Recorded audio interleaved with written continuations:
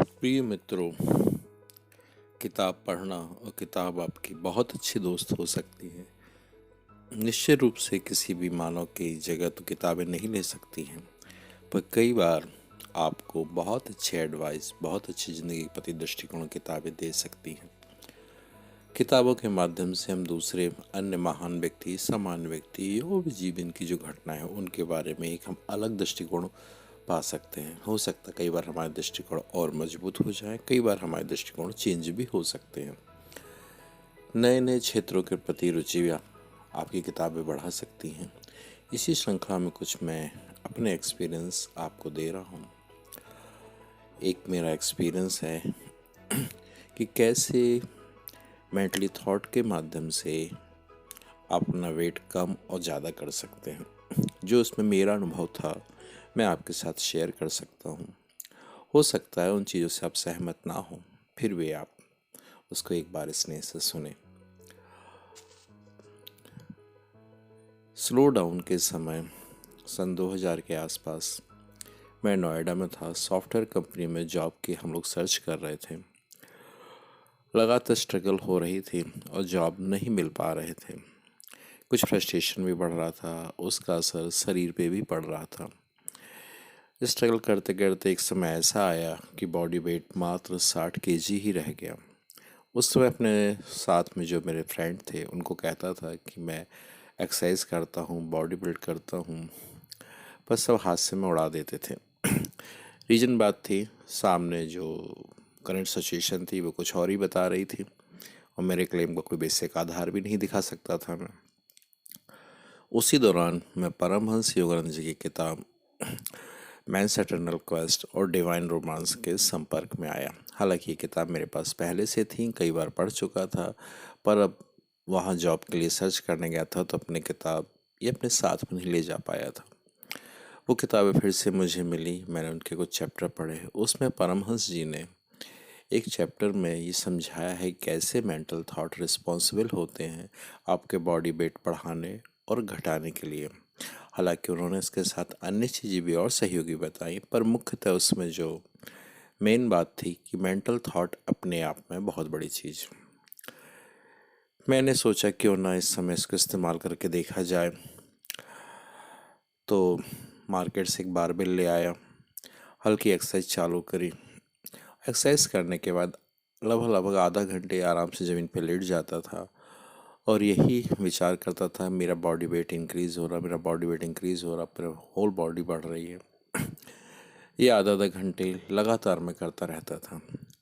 मेरे साथ के दोस्त कमेंट भी करते थे कि भाई साहब अपने शरीर पे आप क्यों इतनी प्रताड़ना दे रहे हैं, क्यों शरीर को तरह तरह से आप सताते रहते हैं।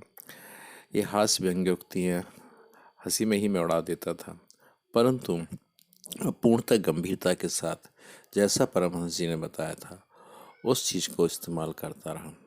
हाँ, मार्केट में जाके 2-4 केले ज़रूर खा लेता था, क्योंकि कोई फूड सप्लीमेंट लेता नहीं था, ना ही किसी टाइप का प्रोटीन पाउडर लेता था, ना ही आज भी लेता हूँ। इसके कुछ हद तक मैं खिलाफ ही रहा हूँ। नेचुरल भोजन ही ठीक है। कुछ दिनों के बाद, निंदा से 20-25 दिन के बाद, जिस बिल्डिंग में हम लोग किराए से रहते थे उस बिल्डिंग में रहने वाले सभी लोग कहने लगे कि सर आपकी बॉडी में चेंज दिखने लगा है। चूँकि उस समय मोबाइल ज़्यादा थे नहीं और हम लोग जहाँ रहते थे वहाँ पे कोई आईना भी नहीं था उस ब्लॉक में, तो देख पाना भी बड़ा मुश्किल था। पर इस तरह से करीबन मैं 3 महीने गया हूँ। 3 महीने के अंदर मुझे खुद चेंज फील होने लगे और आसपास के सभी लोग बोल रहे कि सर बहुत अंतर आने लगा आपके शरीर में। 3 महीने बाद जब एक किसी शॉप पे जाकर मैंने अपना वेट दिया, चेक किया, तो अब मेरा वज़न 78 kg हो चुका था। मतलब अब सिर्फ 3 महीने में मैंने 18 kg अपना वेट बढ़ा चुका था। मैं खुद भी आश्चर्यचकित था, क्योंकि इससे पहले मैं बॉडी बिल्डिंग की जितनी किताबें या मैगजीन में पढ़ता था उसमें अनेकों विश्व प्रसिद्ध बॉडी बिल्डर्स ये कहते पाए गए या उनका उदाहरण दिया है कि बॉडी बिल्डिंग 80% मेंटल है और 20% फिजिकल है। परंतु ये मैं स्वीकार करने की हालत में नहीं था, क्योंकि उनमें जो दिया गए चित्र थे, उसमें जो बॉडी बिल्डर की रूटीन दिए थे, उसमें हैवी से हैवी वेट दिखा रहे थे। तो कैसे मैं साधारण रूप से मान लूँ कि बॉडी बिल्डिंग 80% मेंटल है? ऐसा तो लगता नहीं है। परंतु अब मैं स्वयं ही प्रत्यक्ष प्रमाण था इस चीज़ का कि नहीं, सही में अगर आप मेंटल थॉट को सही ढंग से उपयोग करते हैं, सही सकारात्मक दृष्टि से उपयोग करते हैं, तो अपने शरीर में अपेक्षित परिवर्तन आप ला सकते हैं। और मित्रों, इसका मुझे बहुत असर पड़ा। आगे आगे जब भी स्ट्रगल काल में, जब भी जीवन की कठिनाइयाँ थी, बॉडी वेट बुरी तरह से गिरा, पर हमेशा इस चीज़ का मुझे कॉन्फिडेंस था कि सिंपल मेंटल थॉट और प्रॉपर एक्सरसाइज और साधारण नॉर्मल खाना खा के भी मैं अपना वेट कई बार रिगेन करने में कामयाब हो गया। तो मित्रों, बहुत अच्छी बुक्स हैं, आप अगर पढ़ना चाहें, मैंस एटर्नल क्वेस्ट, वो हिंदी में मानव की निरंतर यात्रा के नाम से उपलब्ध है। और दूसरी बुक है द डिवाइन रोमांस। इसका हिंदी अनुवाद तो अभी तक नहीं हुआ है, पर अंग्रेजी में ये दोनों बुक्स तो आपको योगदा सत्संग सोसाइटी के द्वारा अवेलेबल हो जाएंगी, मिल जाएंगी, आप मंगा सकते हैं। अमेजन या अन्य साइट पे उनके विज्ञापन दिए हुए हैं। पर हिंदी में सिर्फ इन दो पुस्तकों में से सिर्फ एक, मैंस एटर्नल क्वेस्ट की, आप मानव की निरंतर यात्रा के रूप में आप पढ़ सकते हैं। और निश्चित रूप से अगर आप बॉडी वेट कम, या अब मैं तो बढ़ाने वाला ही बस एक्सपीरियंस आपको बता पाया हूँ, कम करने में तो इंटरेस्टेड नहीं हूँ मैं, और ही बढ़ाने में बॉडी वेट इंटरेस्टेड हूँ। तो आप में से जो कोई अगर बॉडी वेट घटाने में इंटरेस्ट हो, एक बार परमहंस योगानंद जी की इस एडवाइस को आप इस्तेमाल करके देखें। कुछ देर, कुछ घंटे शांत मन से बार बार फील करें कि आपका बॉडी वेट कम हो रहा है। इसको वैसे बॉडी बिल्डिंग में विजुअलाइजेशन टेक्निक्स के नाम से भी जानते हैं। पर टेक्निक्स पढ़ी तो बहुत थी, पर उसमें दिए गए लोग इतने प्रोटीन इंटेक्स और इतने अन्य सप्लीमेंट्स लेते थे कि कई बार लगता था ये सिर्फ उन लोगों के लिए ही है, हम जैसे सामान्य लोगों के लिए नहीं है। परंतु इस परमहंस जी द्वारा गई बताई गई इस प्रक्रिया को मैंने इस्तेमाल करके खुद देखा है, बहुत अनुभव है। आप इसको जीवन के अन्य पक्षों में इस्तेमाल करके दे सकते हैं। और दोनों किताब आप पढ़ के देखिए, बहुत चीज़ आपको फील होगा। दोनों किताबें सकारात्मक विचारों से भरी पड़ी हुई हैं।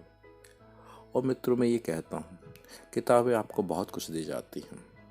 मैं ऑटोबायोग्राफी पढ़ना बहुत ज़्यादा पसंद करता हूँ, बायोग्राफी भी पढ़ता हूँ कि उससे कम से कम मुझे ये पता चल जाता है कि जीवन की जिन स्ट्रगल से मैं गुजर रहा हूँ, उससे भी कई कई गुना कठिन परिस्थितियाँ उन लोगों के सामने थी। उन लोगों ने परिस्थितियों को अपने सामने रुकावट नहीं बनने दिया, बल्कि लगातार सकारात्मक विचार, लगातार मेहनत, और जो भी दिशा निर्देश उनको उनके मास्टर और अन्य लोगों द्वारा मिल रहे थे, संतुलित जीवन बनाए हुए उन्होंने वो लक्ष्य पा लिया जिसके लिए वो कोशिश कर रहे थे।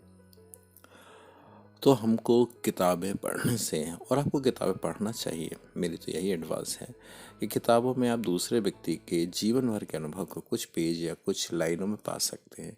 अगर पढ़ने वाला आपके पास मन हो तो, आपके पास स्वीकार करने वाले मन हो तो, हृदय हो तो, ना कि आप सब चीज़ों का सिर्फ आलोचना करके उनको एक तरफ कर दें।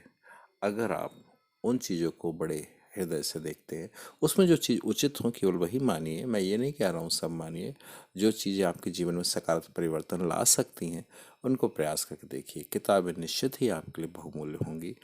अन्य किसी और किताब के बारे में अगले पार्ट में मैं आपको बताऊंगा। यहाँ तक आपने प्रेम से सुना, आप सभी के को हृदय से आभार।